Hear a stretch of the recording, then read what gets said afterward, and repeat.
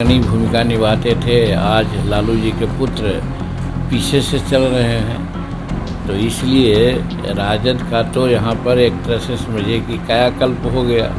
इससे कांग्रेस को भी फायदा नहीं होगा, इसलिए कि कांग्रेस वालों ने गाली दिया नरेंद्र मोदी जी को, उनके माता पिता को, तो एक तरह से वो गलत काम किया। दूसरी तरफ से आपस में जो गद्दी की लड़ाई का मामला है, ये लोग अपना स्वार्थ में चल रहे हैं, इसलिए ये यात्रा अधिकार यात्रा नहीं बल्कि इनका अवसान।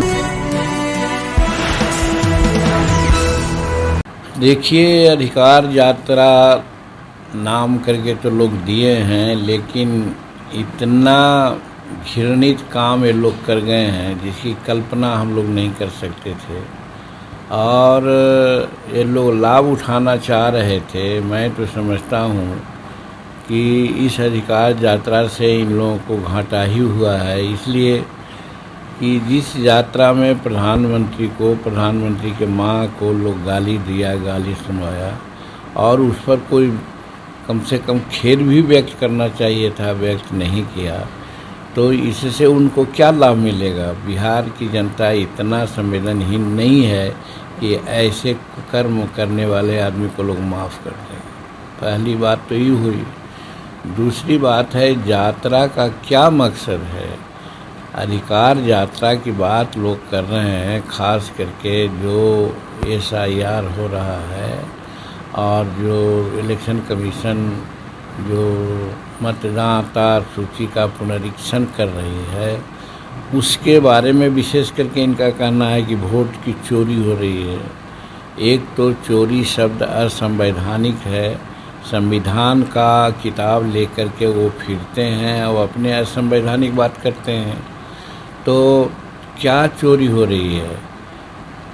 जहाँ वो जीत गए हैं वहाँ तो यही इलेक्शन कमीशन ने इलेक्शन कराया है, तो वहाँ पर इनका ठीक था, और जहाँ हार जाते हैं वहाँ पर वोट की चोरी होती है।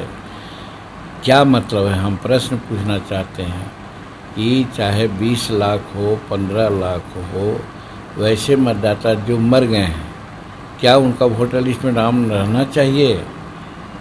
अगर वोटर लिस्ट में नाम रहना चाहिए तब तो हम इन लोगों का जो दिमाग है, सोच है, उसकी बलिहारी हम लोग करते हैं। और इलेक्शन कमीशन किसी भी परिस्थिति में नहीं चाहिए इलेक्शन कमीशन को कि मरे हुए लोगों का नाम मतदाता सूची में जुटे। दूसरी बात, संविधान में कहा गया है कि भारत में जन्मे आदमी ही भारत का नागरिक हो सकता है।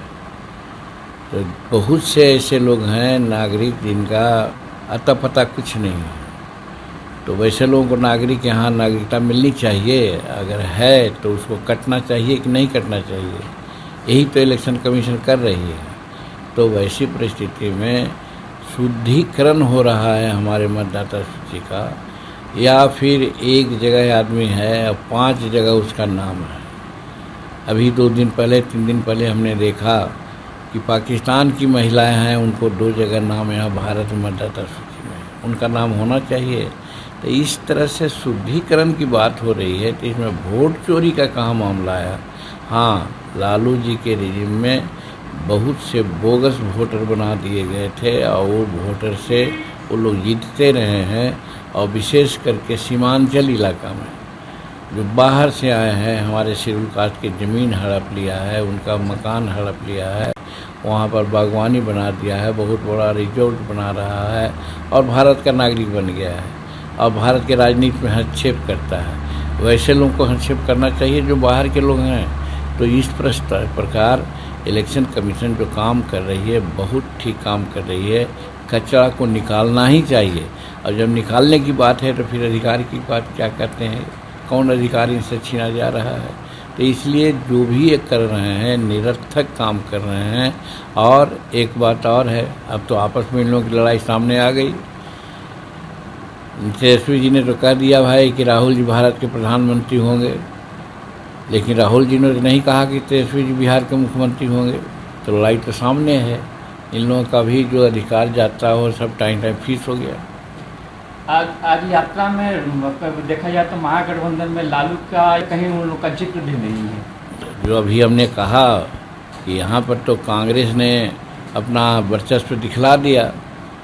जो लालू जी आगे अग्रणी भूमिका निभाते थे, आज लालू जी के पुत्र पीछे से चल रहे हैं। तो इसलिए राजद का तो यहाँ पर एक तरह से समझिए कि कायाकल्प हो गया। इससे कांग्रेस को भी फायदा नहीं होगा, इसलिए कि कांग्रेस वालों ने गाली दिया नरेंद्र मोदी जी को, उनके माता पिता को। तो एक तरह से वो गलत काम किया, दूसरी तरफ से आपस में जो गद्दी की लड़ाई का मामला है, ये लोग अपना स्वार्थ में चल रहे हैं। इसलिए ये यात्रा अधिकार यात्रा नहीं, बल्कि इनका अवसान